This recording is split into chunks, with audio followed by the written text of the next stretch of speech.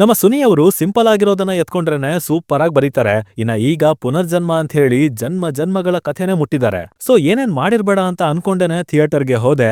But ಹೋದ್ಮೇಲೆ ಗೊತ್ತಾಗಿದ್ದೇನಂದ್ರೆ ಬನ್ನಿ ಮಾತಾಡ್ಕೊಂಡ್ ಬರೋಣ.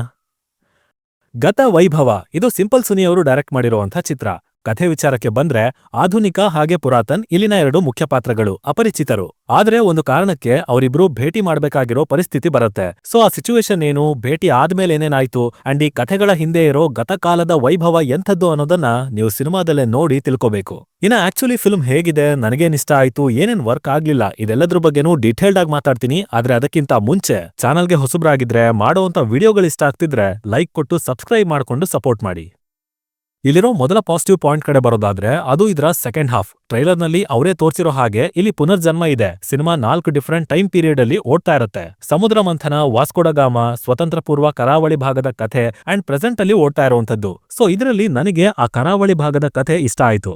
ಎಂಟೈರ್ ಸೆಕೆಂಡ್ ಹಾಫ್ ಸ್ಟ್ರೆಚ್ ಅಲ್ಲಿ ಈ ಪರ್ಟಿಕ್ಯುಲರ್ ಸ್ಟೋರಿ ಮೇಲೆ ಹೆಚ್ಚು ಗಮನ ಕೊಟ್ಟಿದ್ದಾರೆ, ಬರವಣಿಗೆಯಲ್ಲಿ ಜಾಗ ಕೊಟ್ಟಿದ್ದಾರೆ. ಸೊ ಅದರಿಂದ ನಮಗೆ ವಾಪಸ್ ಸಿನಿಮಾ ಕಡೆ ಕನೆಕ್ಷನ್ ಬಿಲ್ಡ್ ಆಗಿದೆ ಅಂತ ಹೇಳ್ಬೋದು. ಸಿನಿಮಾ ಎಮೋಷನಲಿ ಕನೆಕ್ಟ್ ಆಗೋದಕ್ಕೆ ಶುರು ಆಗಿದ್ದು ಕೂಡ ಅಲ್ಲಿಂದನೇ. ಕಂಬಳ, ಕೋಣ ತಗೊಂಡಿರೋ ಈ ಬ್ಯಾಕ್ ಡ್ರಾಪ್ ತುಂಬಾ ಚೆನ್ನಾಗಿ ವರ್ಕ್ ಆಯ್ತು. ತೀರಾ ಆರ್ಟಿಫಿಷಿಯಲ್ ಮಾಡ್ದೇನೆ ಆ ಕಥೆನ, ಅದರಲ್ಲಿರೋ ಎಲಿಮೆಂಟ್ಗಳನ್ನ ಆದಷ್ಟು ನ್ಯಾಚುರಲ್ ಆಗೇ ಇಟ್ಟಿದ್ದಾರೆ. ಹಾಗೆ ಸುನಿ ಅವರ ಸ್ಟ್ರಾಂಗ್ ಝೋನ್ ರೈಟಿಂಗ್, ಆ ಮ್ಯಾಜಿಕ್ ಲಿಟರಲ್ ಆಗಿ ಕೆಲಸ ಮಾಡಿರೋದು ಕೂಡ ಇಲ್ಲೇನೆ. ಅಂದ್ರೆ ಕಥೆಯಲ್ಲಿ ಸೀರಿಯಸ್ನೆಸ್ ಇದೆ, ಭಾವನೆಗಳಿಗೆ ಒಳ್ಳೆ ಜಾಗ ಇದೆ, ಸ್ಟೋರಿ ಒಳ್ಳೆ ಸ್ಟ್ರಕ್ಚರ್ ಅನ್ನ ಪಡ್ಕೊಳ್ಳುತ್ತೆ. ಅಂಡ್ ಆಫ್ ಕೋರ್ಸ್ ಸುನಿ ಅವರ ಪ್ರಾಸ, ಒನ್ ಲೈನರ್ಗಳು ಅವು ಈ ಭಾಗದಲ್ಲಿ ಸ್ವಲ್ಪ ಕಮ್ಮಿನೇ ಇದ್ವು, ಆದ್ರೆ ಅರ್ಥಗರ್ಭಿತವಾಗಿದ್ವು. ಸೊ ಅದರಿಂದ ಕಥೆ ತನ್ನ ಬೌಂಡ್ರಿನ ಬಿಟ್ಟು ಹೊರಗಡೆ ಹೋಗಲ್ಲ, ಡಿಸ್ಟ್ರಾಕ್ಷನ್ ಇರಲ್ಲ, ಒಳ್ಳೆ ಇಂಟೆನ್ಸಿಟಿ ಜೊತೆಗೆ ಕೊನೆವರೆಗೂ ಕ್ಯಾರಿ ಆಗತ್ತೆ ಸಿನಿಮಾ.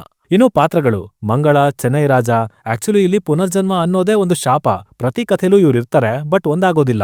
ಆ ನಿಟ್ಟಿನಲ್ಲಿ ಇಲ್ಲಿರೋ ಶಾರ್ಟ್ ಕ್ಲೈಮ್ಯಾಕ್ಸ್ ಇಂಟ್ರೆಸ್ಟಿಂಗ್ ಆಗಿತ್ತು, ತೂಕ ಇತ್ತು. ಚೆನ್ನೈ ರಾಜ, ಮಂಗಳ ಅವರಿಬ್ಬರ ನಡುವೆ ಇರುವಂತ ಸಂಪರ್ಕ, ಸಂಭಾಷಣೆ ಎಲ್ಲವೂ ಭಿನ್ನ ಅಂತ ಹೇಳ್ಬೋದು. ಒಟ್ನಲ್ಲಿ ಚಂದವಾಗಿತ್ತು ಈ ಕಥೆ.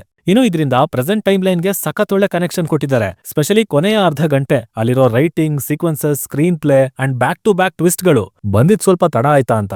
ಆದ್ರೂ ಸಖತ್ತಾಗೆ ವರ್ಕ್ ಆಯ್ತು, ತೃಪ್ತಿಯಿಂದ ಹೊರಗೆ ಬರ್ತೀವಿ. ಪರ್ಫಾರ್ಮೆನ್ಸಸ್ ಕಡೆ ಬಂದ್ರೆ ದುಷ್ಯಂತ್ ಅವರು ಹೊಸ ಎಂಟ್ರಿ, ಒಳ್ಳೆ ಎನರ್ಜಿ ಇದೆ.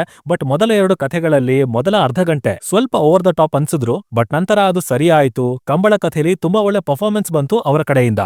ಸೊ ಸಿಂಪಲ್ ಆಗಿ ಹೇಳ್ಬೇಕಂದ್ರೆ ಹುಡುಗನ್ ಹತ್ರ ಒಳ್ಳೆ ಟ್ಯಾಲೆಂಟೇ ಇದೆ. ಇನ್ನ ಆಸ್ ಯೂಶುವಲ್ ಆಶಿಕಾ ರಂಗನಾಥ್ ಅವ್ರ ಬಗ್ಗೆ ಸಪರೇಟ್ ಆಗಿ ಮೆನ್ಷನ್ ಮಾಡಿ ಹೇಳೋದೇ ಬೇಕಾಗಿಲ್ಲ. ಒಳ್ಳೆ ಆಕ್ಟರ್, ಒಳ್ಳೆ ಪರ್ಫಾರ್ಮರ್. ಸಮುದ್ರ ಮಂಥನದಲ್ಲಿ ಸೌಂದರ್ಯ, ಹಡಗಲಿ ತೋರೋ ಔದಾರ್ಯ, ಪ್ರೇಮಿನ ತಲುಪೋ ಧೈರ್ಯ, ಈ ಎಲ್ಲಾ ಕಡೆನೂ ತುಂಬಾ ಚೆನ್ನಾಗಿ ಕಾಣ್ತಾರವ್ರು. ಜೊತೆಗೆ ಹಾಲು ಮಾರೋ ಭಾಸ್ಕರ, ಸೈಕ್ಯಾಟ್ರಿಸ್ಟ್ ತಂದೆ, ಅವರ ಪಾತ್ರಗಳು ಇಷ್ಟ ಆಯ್ತು, ನೆನಪಲ್ಲಿ ಉಳಿಯತ್ವೆ.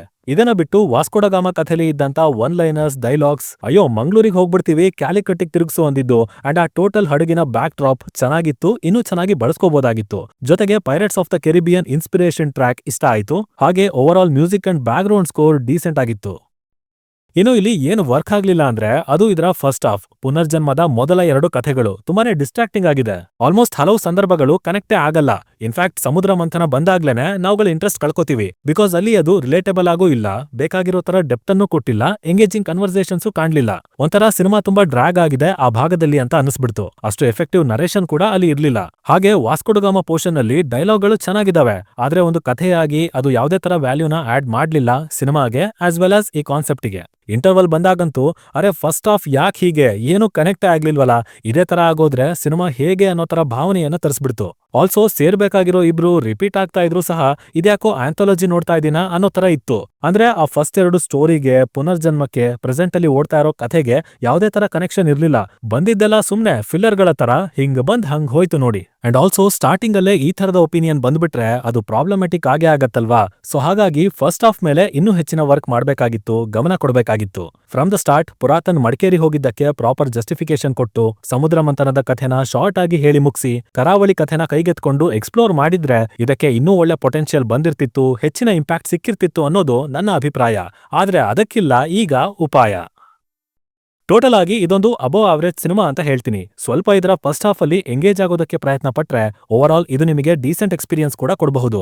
ಹಾಗಾಗಿ ಹೇಳಿರೋ ಪಾಸಿಟಿವ್ ನೆಗೆಟಿವ್ ಗಳನ್ನ ತೂಕ ಹಾಕೋ ಮುಂಚೆ ಟ್ರೈಲರ್ ಕಡೆ ಒಂದು ವಿಸಿಟ್ ಹಾಕಿ, ವರ್ಕ್ ಆದ್ರೆ ರಿವ್ಯೂನ ರಿಲೇಟ್ ಮಾಡ್ಕೊಳ್ಳಿ. ಅಂಡ್ ಇಷ್ಟಾದ್ಮೇಲೆ ಏನು ಮಾಡ್ಬೇಕು ಅಂತ ಗೊತ್ತಲ್ವಾ, ಅದನ್ನ ಮಾಡಿ. ಸೂರ್ಯರಶ್ಮಿ ಧರೆಗೆ ತಾಕಿ ಆಗಲಿ ಸಮರ್ಪಣೆ, ಈ ವಿಮರ್ಶೆ ನಿಮ್ಮೆಲ್ಲರಿಗೂ ಅರ್ಪಣೆ. ಬೇಕು ಬೇಡಗಳ ಮಧ್ಯೆ ಸಿಗ್ಲೇಬೇಕಾಗಿರೋದು ನನ್ನ ಹೊಣೆ. ಸೊ ಇನ್ನೊಂದು ವಿಡಿಯೋ ಜೊತೆ ಮತ್ತೆ ಸಿಗೋಣ. ಸೈನಿಂಗ್ ಆಫ್, ಲಿಖಿತ್.